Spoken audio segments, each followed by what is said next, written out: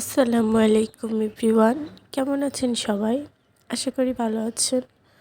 আজকে আমি আপনাদের সাথে শেয়ার করব আমার ভাইয়ার জন্মদিনের ব্লগ। তো জন্মদিনের 2 দিন আগে আমরা চলে গিয়েছিলাম ভাইয়ার জন্মদিনের কেকটা অর্ডার দেওয়ার জন্য। এরপরে আমরা 2 পাউন্ডের একটা বাটারস্কচ কেক অর্ডার দিলাম।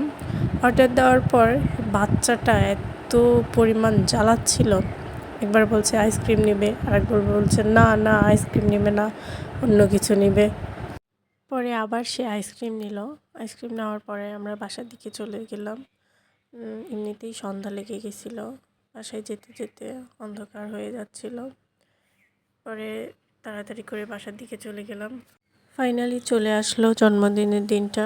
ওই দিন দুপুরবেলা আমরা চলে গিয়েছিলাম কেকের দোকানে কেক আনতে।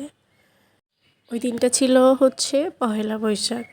এরপরে দোকানদার কেকটাকে একটু ডেকোরেশন করে দিল।